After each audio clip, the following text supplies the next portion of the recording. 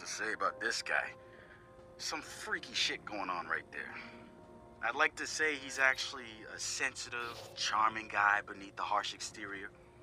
But I'm pretty sure he's a fucked up motherfucker all the way through. I don't even know who first recruited him. He just started showing up at local hacker spaces and building his tools of destruction. At first, I thought he was trying too hard. Like he was a FBI plant or something. But no agent is gonna pull the kind of suicidal stunts this guy does. I think the truth is, Wrench doesn't care if he dies, but he's not going quietly. Even so, I'm glad we've got the Wrench on our side. One of the group's biggest problems is lack of GSD, getting shit done. The Wrench is pure GSD, and he brings his own sledgehammer. He's not some dumb thug either. I've seen some of his code. He's legit.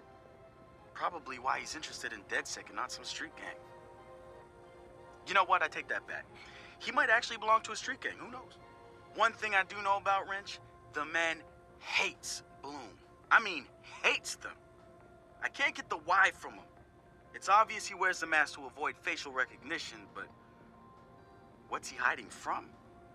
He's not saying. DedSec found Josh, hot sauce, posting anti-CTOS videos on Invite. Kid had a plastic Halloween mask over his face, a skull, but like the worst dollar store skull you could find. You can see his eyes through it. Big no-no when it comes to avoiding a profiler. He had a distorted voice, but he didn't change his speech patterns. See, Josh, he's high-functioning autistic, which means he's got a very specific way of talking. Sitara found him easily, but he wasn't at all what we expected. When you get down to pure coding, Josh operates on a higher level than the rest of us. We gotta look at his CTOS profile, and all kinds of nasty flags popped up. Emotionally challenged, unstable, even a low mental maturity score. He's none of those things, and he quickly became the activist soul of our group. He has a black and white way of seeing things, fair and unfair, which means he can be refreshing and often hilarious. We caught a glimpse of the damage CTOS dealt him.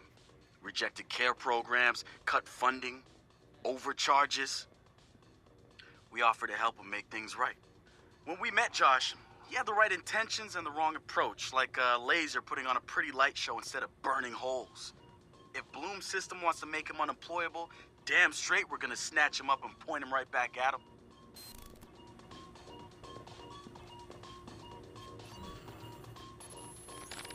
The Wrench.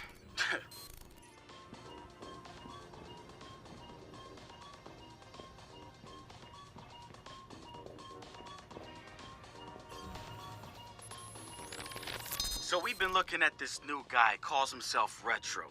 Now I like his style, spent some time in Oakland. In fact, that's where he earned some of his hacker cred. I read everything I could about it when it was going down. The Home Domain Center had to deal with Homeland Security. They rolled out cameras in Oakland and started stockpiling data on everybody. Somehow Retro got targeted by the thing and profiled him based on his computer skills and marked him as a prime suspect in the local high-tech robbery. The evidence was all digital. Nothing put him at the scene of the crime.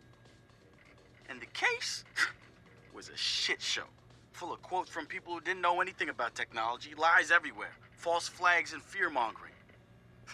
They weren't about to admit to a flaw in their system. Retro got lucky.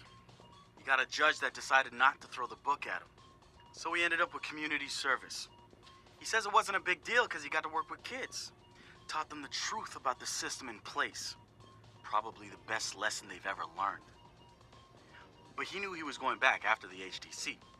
He data mined them, hacked into the accounts of their key members, exposed every little thing that showed just how corrupt the system was. A huge victory, right?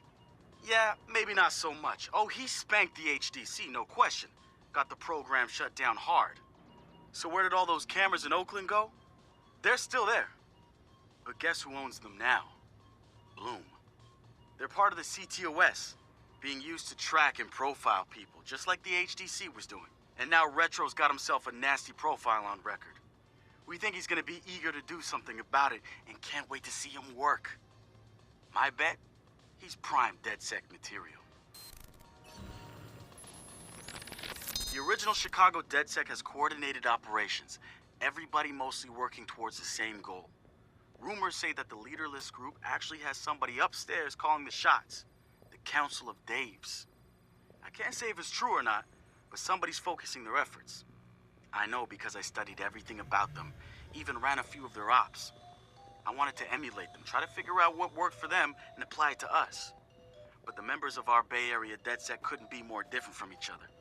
Now, if there was a spectrum spanning anarchists to activists, we'd probably fill the whole damn thing.